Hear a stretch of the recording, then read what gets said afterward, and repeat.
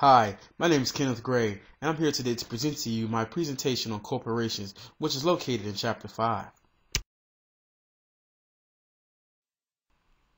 By employing tens of thousands of employees, and some even often employing up to 100,000 employees, companies such as Ford Motor Company dominate America today.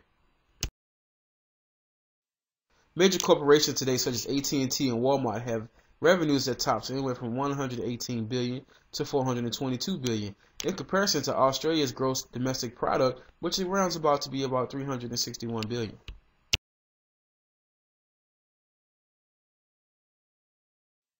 Corporations are a three-part organization, which includes stockholder who provides capital and ownership. Such managers as operation managers who runs the business operations.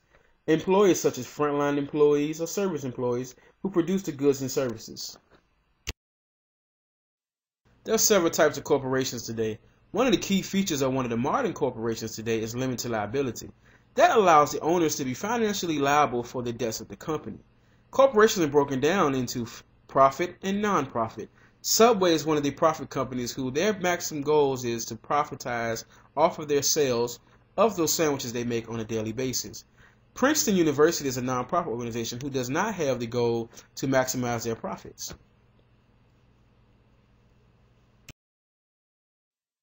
Corporations today are known as legal entities with the rights and responsibilities similar but not the same as people. Even if the corporations are moral actors, they still can be punished by the law through various violations and regulations.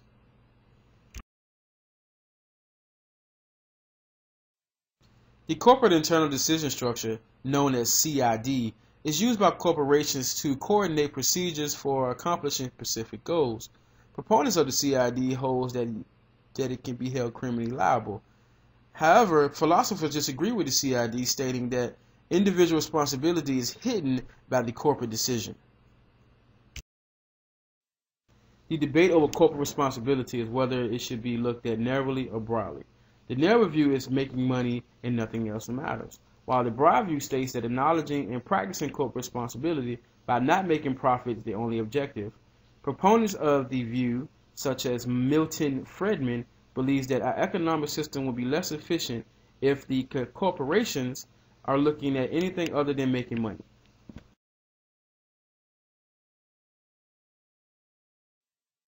Corporations are believed to be social institutions who should consider all groups that it has impact on. Critics of the narrow view of social responsibility believe that corporations have other obligations besides just making money.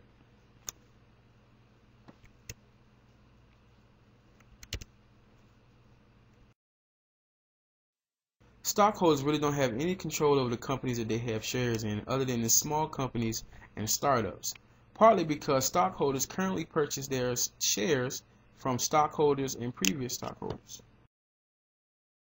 The three arguments to consider, such as the invisible hand, let the government do it, business can't handle it arguments, are the three arguments to consider in the corporate responsibility debate. They all have flaws and are rejected by the broader views, which states there are no solid reason to restrict corporate responsibility to make money. In order to make ethics an institutional priority, corporations should follow the four guidelines: conducting business morally, encouraging members to take more responsibility seriously, ending defensiveness in the face of discussion and criticism, and recognizing the true nature of the social system. Corporations have learned by adopting realistic and workable code of ethics can enhance the business efficiency. There are several steps corporations to take to institutionalize ethics, such as having values and goals, adopting a moral code, adopting a committee to enforce those moral codes, and incorporate ethics training in everything that they do. Corporate moral codes should use blunt, unethical pressures on subordinates.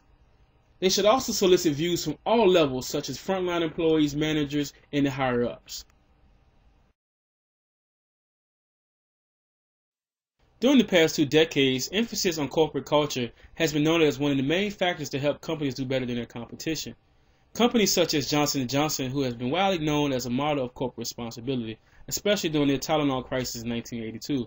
Although this task has been daunting, they have been continuing to show their strides to remain the model of corporate responsibility.